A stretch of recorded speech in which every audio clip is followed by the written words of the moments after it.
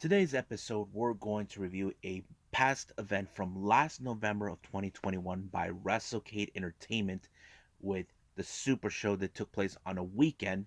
This one features a lot of wrestlers of past, present, from various promotions all over the country, possibly the world, and there was a lot of fun things that took place on this one.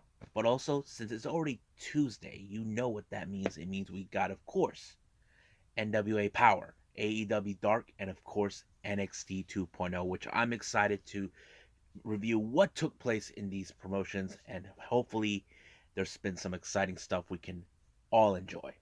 So, let's get ready for another episode of the Leader Wrestle Zone.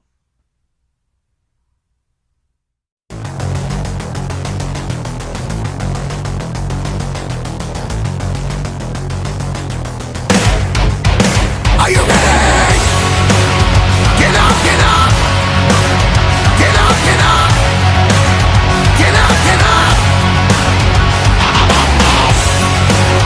Get up, get up! Get up, get up! Get up, get up!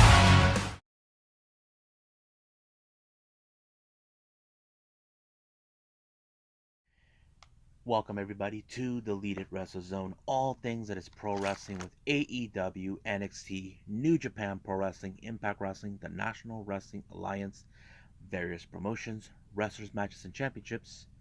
I am your host, Jared here. So, let's begin with WrestleCade Entertainment, or just simply WrestleCade, with their super show that took place on the 27th of November of 2021. This one was a lot of fun show. So, they did had a dark match they posted. You can actually see this show on the Title Match Network, but this one was also streamed on the Watch Pro Wrestling Live, which is a lot of fun to watch. So let's see what took place. We had a dark match in an 8-man tag team match. We have the Dawsons, consistent of Dave and Zane, teaming up with Mike Drake and Brad Attitude, taking on Preston Quinn, C.W. Anderson, and J.B. Cole, and White Mike. So I know I've seen the Dawsons before, and still it's C.W. Anderson. It was a pretty good match, very decent, but I don't know. I was like, okay, it was pretty good. I give it possibly a 7, if that was the way I want to rate it. But it was, I forgot who it was who pinned. I think it was, yeah, it was C.W. Anderson who picked up the victory. It was pretty good. It was nice, but it's not part of the main card. Now, when we jump into the main card, we have, of course, the Blondes of Bollywood, or better known as the Bollywood Boys, Gurv and Harv Sira, taking on Rock and Roll, Rock and Roll. That's right, the Rock and Roll Express, one of the best tag teams of the entire wrestling world. We know them for reputation. Tag teams want to beat them. Of course, they were considered by those the early versions of the Young Bucks, and of course, it was a lot of fun. So basically, you got, of course, the old timers taking on the youngers. So how do you think it plays out? Well, either way, everybody loves Rock and Roll Express. I hope you guys do. But it was, of course, Ricky Morton who picked up the victory, and it was a real fun match. I think it was a lot of fun. Now, our next match, this one was a sanctioned match by American Most Liked Wrestling promotion, with their top championship on the line between Dirty Dango versus Caprice Colon. This was a very hard hitting match, but there was a moment where Dirty Dango tried to play dirty in order to win the match, but it did not work exactly in his favor. Caprice was able to put him away and pin him with 1, 2, 3 and retain the title. Next up, we got 6-man trios actions in a Lucha Libre Styles rules. So, if you guys don't know what that means, you don't necessarily need a tag. You can roll out and the next person can just jump in. So that's how it works. We have, of course, in this team number 1, Matt Cross, Colby Corino, Andrew Everett taking on Rich Swan, the intense man, or what Tim, or as they call him, and of course the young goat Myron Reed. As you know, I have to say this was a really fun match because uh Swan Rick, Tim, and Myron are one of the most amazing high flyers I've seen so far. It was like one of the best matches, but it was Tim who picked up a really good victory when he pinned Andrew Everett on this one. Next up, we got He Got Kids. Yeah, Heath taking on wrestling legend George South. I thought this was a match. Of course, do not underestimate George South, even though he may be a veteran, but don't count him out yet. But he picked up a really good victory against Heath by applying doing the schoolboy on him, and of course it was a very surprising victory, but that's how it rolls. Next up, we got the Battle of the Brutes, or aka known as the Battle of the Monsters. We got Eric Redbeard, or as you guys knew him back in WWE as Eric Rowan, taking on the monster, the French Canadian Frankenstein, PCO. Now, you know this is going to be, there is no stopping these two guys in every aspect. These guys are monsters, you know? You probably could say there it's going to be tearing the ring in half. Well, it would have. But however, it was PCO that walked out the victory when he applied the moonsault on him, on Redbeard, and allowing himself to win the match.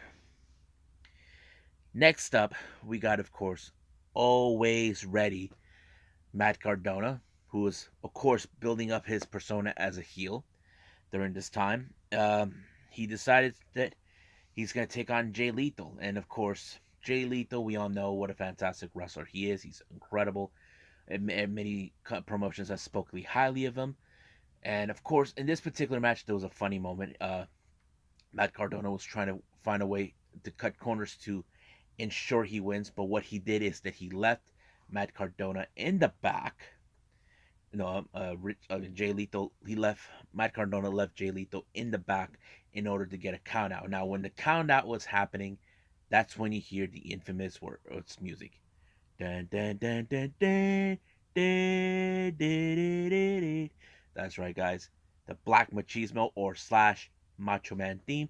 We saw Jay Lethal transform into Black Machismo, being accompanied by Lady Frost. I don't know if he thought it was Miss Elizabeth. I thought it was funny. And then, of course, when he looked at Lady Frost, like, wait a minute, you're not Elizabeth. Get out of here. I thought it was so funny. Even Lady Frost, I remember when she posted this on her social media, I thought it was funny. She's like, busted. I don't know if she tried to pass herself as Ms. Elizabeth. I don't know, but it was so fun. I loved it. But however, Matt Cardona says he does not appreciate a guy who mimics Macho Man. Well, you should have put your money where your mouth is, and he got himself not one, not two, but four elbow drops by Black Machismo, and he won in that way. However, Matt Cardona was not happy. He decided to attack, but out of nowhere, here comes the father of Impact Wrestling, none other than Jeff Jarrett with his sweet guitar. And then, of course, Matt Cardona was not trying to permit him to get him in, but Jay Lethal gave him a low blow in order to let him in and whack him with the guitar. But Jay Lethal had an amazing promo at the end in the post match where he tells everybody knows his two favorite wrestlers, the Macho Man and Ric Flair, and even Jeff Jarrett knows it all too well. But however, he decided to have a little fun with them called the Strut Off. Basically, if you guys remember the Strut, who does it better, Ric Flair or Jeff Jarrett? So I thought it was a lot of fun. So it was I enjoyed it. Now, our next match is the Battle Royal. Now, whoever wins this match actually gets a belt. So that means you don't have to defend it. You're like this year's winner, that sort of thing. There was a lot of wrestlers. But my biggest surprise were two of them. Was Hornswoggle coming out at using Enter Sandman. Now, originally we thought it was the Sandman himself, but it wasn't. It was Swoggle. He comes out with the kendo stick and started whacking people, and he chokeslammed Fallah Ball. Now, I'm going to assume when I say that, people are like, "Wait, how in the hell does a dwarf chokeslam a big guy?" Well, it happened. But but the best moment, I think, as you know, last year we lost one of the most dangerous and craziest wrestlers we ever witnessed. I'm talking about New Jack. His theme song was played, and he was being impersonated by his good friend C.W. Anderson, and he actually played the part of being him, which is something that New Jack would do himself if that was the case. And I thought it was a great moment for that, and I thought it is. But however, the way this match ended for the last four, it was Fallah Ball, um, Big Con, and I forgot who else. Oh yeah, Bad Attitude. But it was Shane Taylor that picked up the victory by winning this match. I thought it was pretty good. I like it. Next match we have ladies triple threat match. We have the OG badass Mercedes Martinez versus the virtuosa Diana Perazzo versus Thunder Rosa. I thought it was a good match. There was some very much interesting because all these women are fantastic wrestlers, but Thunder Rosa somehow was able to uh, counter Diana Perazzo's arm bar, Fuji armbar in order to win the match. That's exactly what she did. She is, of course, one of the crowd's favorites from what I can see. Now, our next match, we have Enzo, formerly known as Enzo Amore, taking on Matt Hardy, who dresses up as that one character that we know when he first arrived in AEW. That Damocles, whatever he calls himself. I thought it was fun, but fortunately, Enzo he got what he deserved by the twist of fate. Now our main event is Buddy Matthews taking on Malachi Black. Man, this match was a classic. It was really good. I enjoyed it. It was so awesome. I couldn't believe it, but fortunately, it was the Black Mass that allowed Malachi to win the match, and he knocked them out cold. So basically, it was already over right from there. So this event was pretty good. I think I enjoyed it. It was a lot of fun. Hopefully next year we can see some cooler stuff, but that's going to be until later on in 2022. So I think right now it's time for me to move on to the next review, and I believe it should be NWA Powerrr.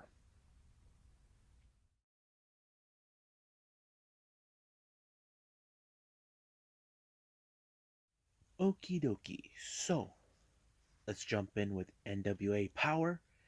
This one had a unique feeling. They ended up doing this thing called Team Wars with elimination setting. Now, I'll explain to you guys in a bit what does that mean. Now, it opened up with Matt Cardona, you know, being acting like a total ass, saying that he's there to save the NWA, believing that they're stuck in the Stone Age. That's what he's been, and claiming that he will become NWA World Champion. So we'll see what happens then, but I wouldn't be surprised. Now, our first match we have is, of course, the Team War match where we have four teams in trios compete. Now, this is how it goes. Four of each will be in the ring already. There's no tag rules type. If one person of the team is eliminated, another one can step in. So if every member of that team is eliminated, then sorry, you're out, Jack. First, we have Strictly Business teaming up with El Rudo versus OGK teaming up with the Savage Gentleman Victor Benjamin. Then we have La Rebelión teaming up with Homicide, and then finally Colby Corino and the Fixers. Now, this was a very interesting setting because I kind of didn't think. I think the first person that might have been eliminated in this particular match had to be. Forgot who it was. I think either Homicide or Victor Benjamin, but it was getting confusing. But however, the way this ended, it was when we got to, of course, the last two people. We had Matt Taven taking on uh, Tom Latimer, But however, Chris Adonis, who was already eliminated, decided to give the helping hand and make sure his team won. But of course, Tom Latimer used the pile driver on to Matt Taven to send a direct message straight to his former friend Nick Aldis. Now, during one of the interviews with Kyle Davis, we had the return of the Pope. Pope had this strong emotion what he was talking about. As you know, he did not like what the actions of Matt Cardona and Knox did, making fun of them while they're out. Basically, as you guys know, everybody in the locker room did not like the idea of what Matt Cardona was doing the entire time. Attack Pope for no apparent reason because they just invaded. Of course, Matt Cardona claims that he didn't. But this thing with the Pope is far, far from over. Now, recently we've been seeing changes with the group known as Il Begotten. It appears that Captain Yuma has lost control of leading his team. Russ and Taylor and Russ made a decision to recruit another new member, and that person was Jeremiah Plunkett without him talking. But, however, Yuma was excluded out in the next of the Team War match that was later set because Strictly Business and El Rudo will be in the finals. Now, our next match, we have the NWA Women's title on the line between Kara Hogan and Camille. Now, you can feel like this is going to be a good match. It was good, but I don't feel like it was one of the best matches because I know they could do better. That's what I've always believe in. But Camille did put her ability in good use and allow herself to retain the title.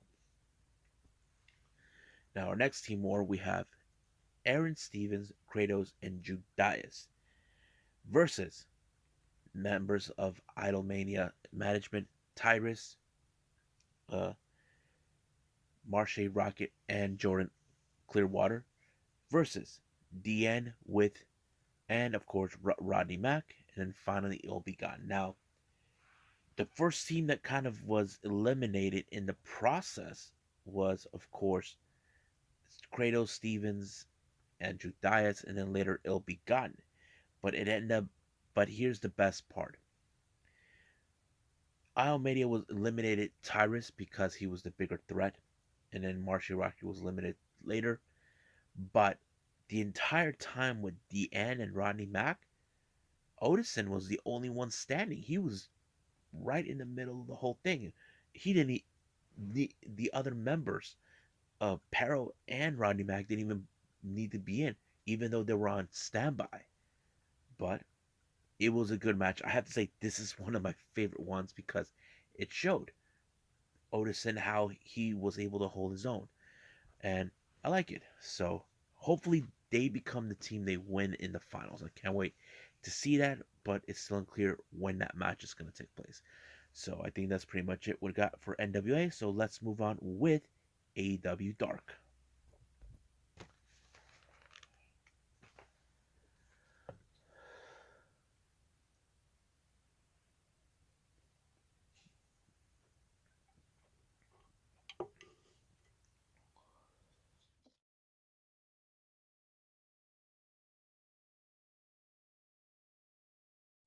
Okay, so we got AEW Dark in this.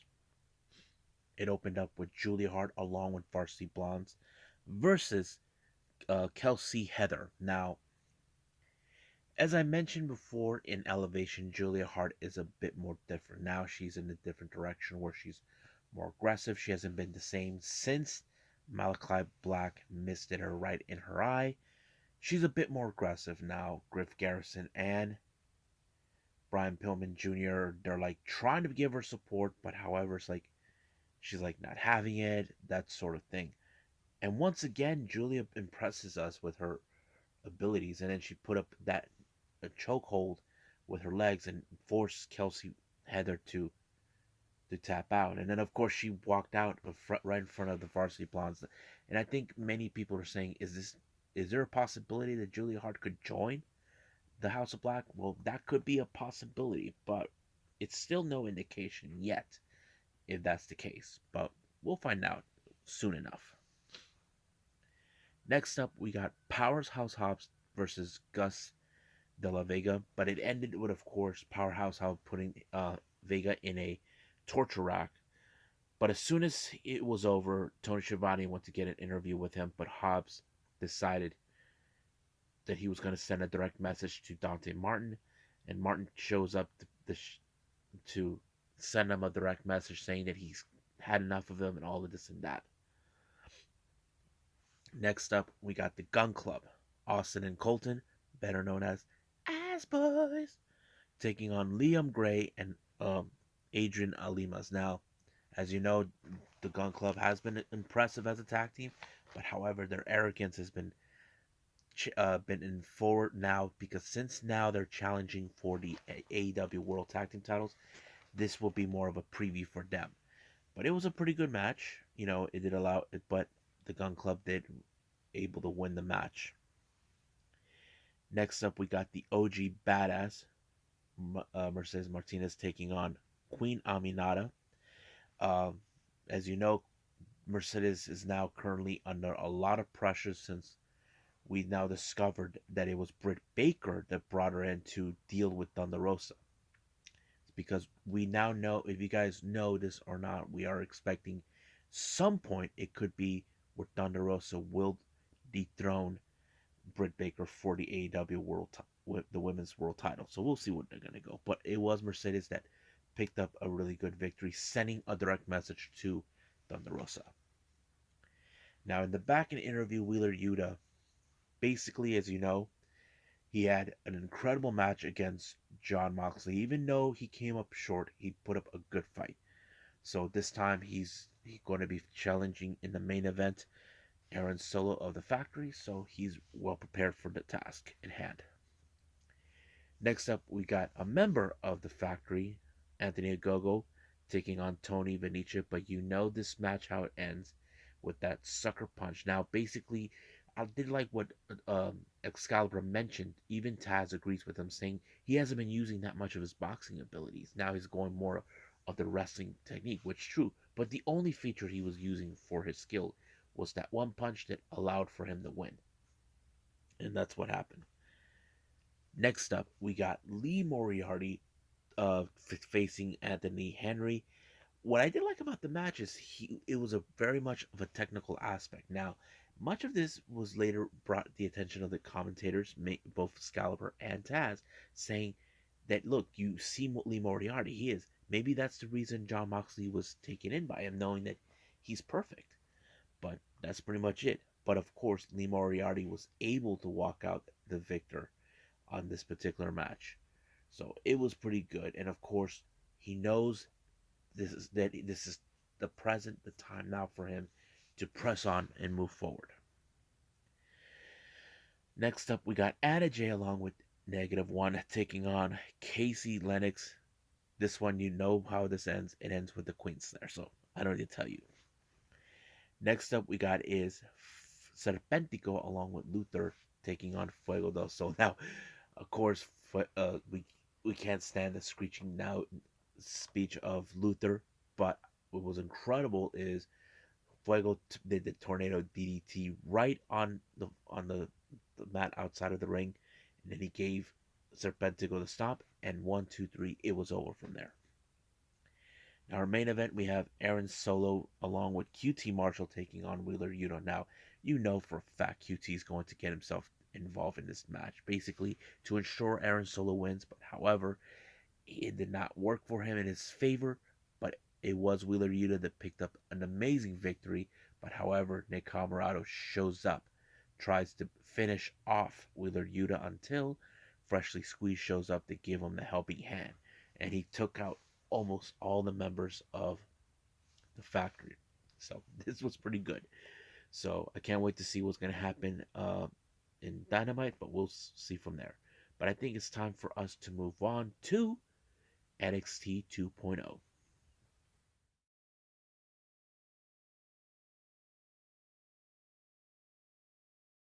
Okay, NXT 2.0. As you know, we're 1 week away from one of the biggest events that we're going to be witnessing, Vengeance Day.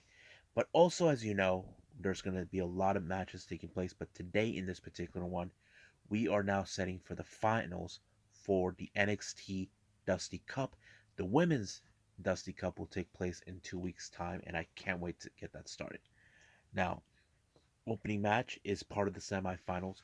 We have, of course, the Creed brothers taking on the Grizzled Young Veterans. Once again, the Grizzled Young Veterans trying to be like saying soon to be recognized NXT Tag Team Champions. But however, the Creed brothers has been declared as the fan favorites in this particular tournament. Now, the Grizzled Young Veterans, 2 years in a row, were able to make it to the finals, but came up short. The first time it was against the the Broserweights, and then of course MSK.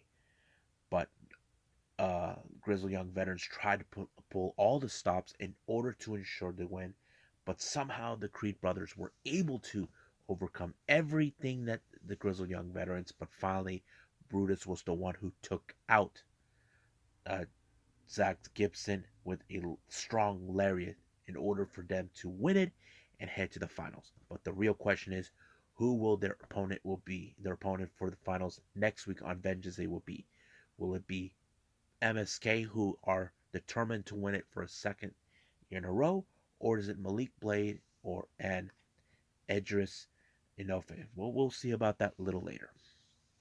Now, as you know, I mentioned the Dusty Cup, the Women's Dusty Cup takes place in 2 weeks' time.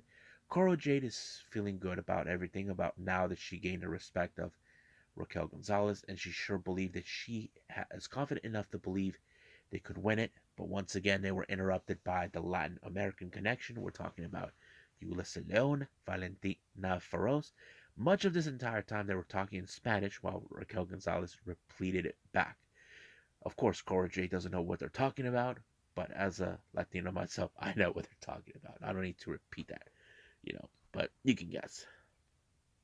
Now, as you know, Tiffany Strand has her issues towards Wendy Chu. As you know, Wendy Chu kind of like spoke out about Tiffany losing to EO, and she took offense to it. And then last week, she lost her credit card because she was obnoxious to try to convince Amari Miller that if she beat her, she'll take her out shopping. But Wendy Chu took the credit card. But earlier in the week, it showed Amari and Wendy Chu went shopping until the card maxed out. But in this particular match, Tiffany Stratton will definitely try to prove a point that someone like Wendy Chu didn't. But however, she kind of went Incredible Hulk on us when, of course, she broke a nail, took her frustrations out on Wendy Chu, but it did allow her to pick up a very good victory. So we could see more of her, but however, Wendy Chu, I don't think she's going to be too bothered by it because she's in her own little world. Now, recently we've been watching Draco Anthony making headways. All of a sudden, he was, how do I say, visited by Joe Gacy and Harlan. Now, I don't know what's the angle WWE's playing on this one, but I don't know if they want to recruit him or what. But he was scheduled to face Pete Dunne, and Pete Dunne had an interview, and then Draco Anthony wanted to say good luck, shake hands, but of course Pete Dunne told him, "I'm gonna break your fingers," and that's what happened in the match. Basically, it was good, but however, Joe Gacy and Harlan were right there watching. The match was pretty good until Tony D'Angelo shows up, tries to whack Pete Dunne, but it didn't. Good until it was Pete Dunne that walked out as the victor in this particular match. However, he did send a direct message to Tony D'Angelo saying, instead of a steel cage, let's put all these weapons. But the real question is, even though Tony D'Angelo agreed to this match, does he know what he is getting himself into? That's a question we will determine later on. Now, I did mention the women's Dusty Cup before. As you know, Zoe Stark's Io Shirai's tag team partner is unable to compete, even though she made some valid points. She Their team was not pinned when they lost the NXT Women's Tag Team titles. So Io Shirai she's telling her, you need to find someone who is crazier as you. So Io kind of agrees, but the real question is, who is crazier than her? We'll just wait and see. Now, this next match has a certain stipulation. As you know, LA Knight has been trying to get his paws on Grayson Waller, who's now the most hated person in NXT. Uh, he told him that if he beats Sanga, his little insurance policy, he'll give him an opportunity to face him. Now, however, LA Knight was being beaten, but however, Grayson Waller's biggest mistake was removing the safety of the turnbuckle, allowing for Knight to use that in his advantage, allowing for him to win. And then, of course, Grayson Waller tried to attack him, but it did not. It kind of went into Grayson Waller taking care of business. But then later on in the entire venue, Grayson Waller said that he will not give him the match because he violated the terms of the restraining order. And he said that next week that Nick LA Knight will be going to jail. But I have that distinct feeling that LA Knight has something up his sleeve, or he found a way to get out of it. But we'll see what happens next week on Vengeance Day. Now, Duke Hudson, as you guys know, has been making headway since his return. He is no longer being that guy who is playing games. He's now being serious, and now he entered in the war against Dotun Chen when he attacked him during his match against um, uh, what was it, Raja Gorge or Garge or what I forgot his name. But something weird happened in this little interview. He tell Indy Hartwell to bring back those tag team titles. I'm like, what was that all about? And of course, later on, Indy was on the phone talking to Dexter. Persia Parada, who has a thing for him, questioned Indy Hartwell's like, you don't have a thing for him? So basically, no. And not to mention, Toxic Attractions, the current NXT tag team champions, the women's tag team champions, JG and JC, were trying to get into the head of Indy Hartwell. But the real question is, what does Duke Hudson have to do with this? We'll just find out when that day comes.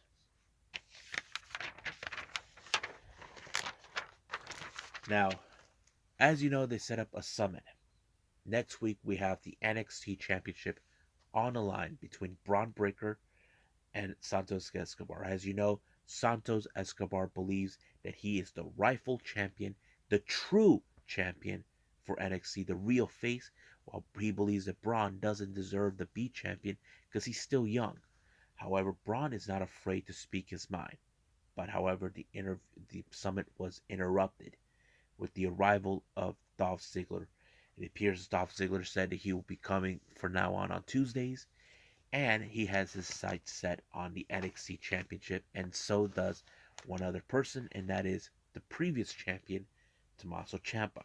However, Santos Escobar grew very irritated that people are talking. They want a shot at the title. However, this became a brawl where, of course, Ciampa was beating Dolph Ziggler, and of course, El Legado Fantasma sending a direct message to Braun Breaker next week. Santos Escobar believes that he will win that title and bring it back to Legado. But the real question, will that happen? Or we will see Braun Breaker reign supreme. We'll see about that. Now, as you guys know, recently Saray came back with a new gimmick, a new change. Last time she got into an interview, Dakota Kai was saying once again these nonsense about relationships because of her relationship with Raquel Gonzalez, and now she is saying things to Saray.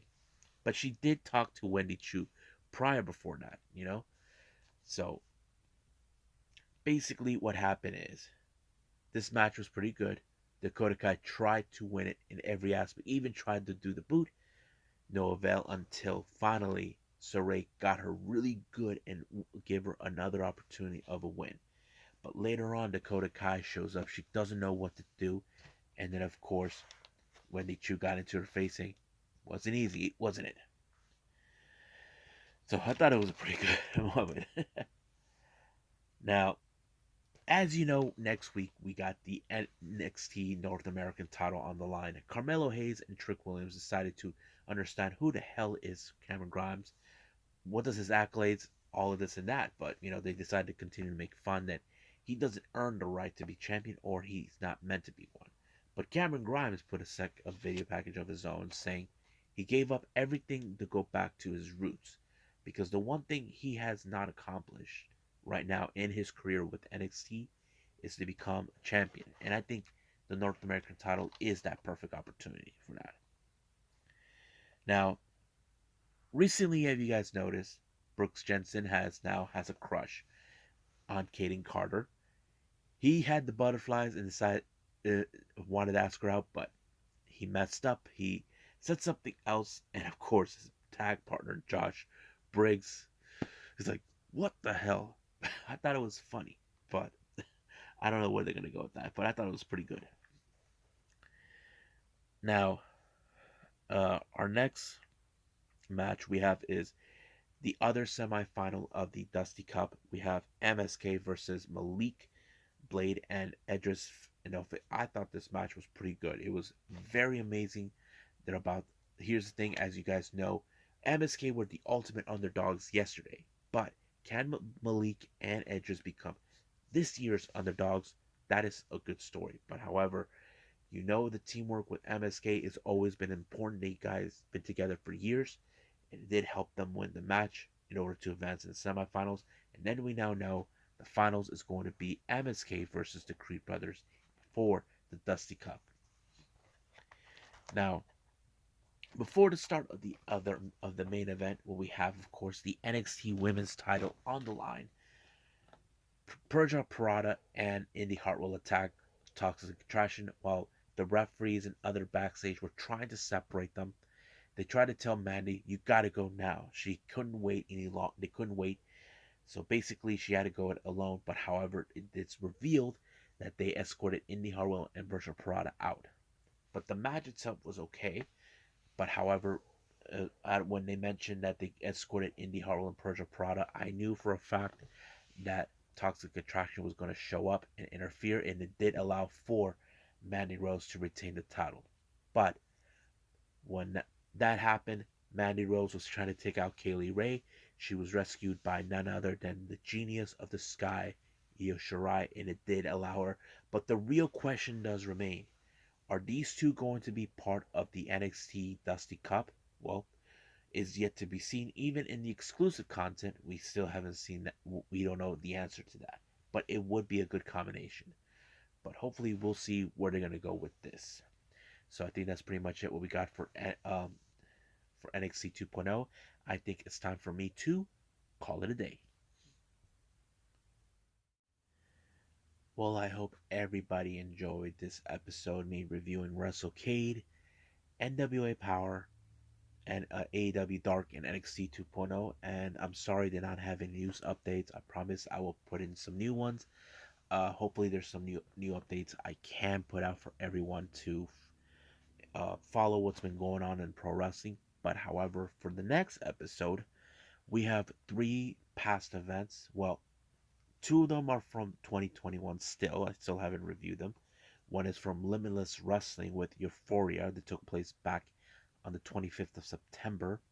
And then, of course, there's Freelance Underground with You're Gonna Shoot Your Eye Out, which is the same phrase they use in that movie Christmas Story. This one took place back in December. But of course, recently, Oz Academy just put out a brand new event that took place early on the 6th of February of this year called Complete Control in Osaka, which I'm excited. I know I have some people that love when I talk about other Yoshi promotions such as such Oz Academy. There's still others I haven't reviewed yet, like Pro Wrestling Wave. That is one I still haven't reviewed yet, but I promise I'll get to that as soon as possible. And then, of course, we cannot forget AEW Dynamite. And of course, there'll be anything else for news updates for that, but we'll see from there. But for now, I'll see you guys in the next DWZ time.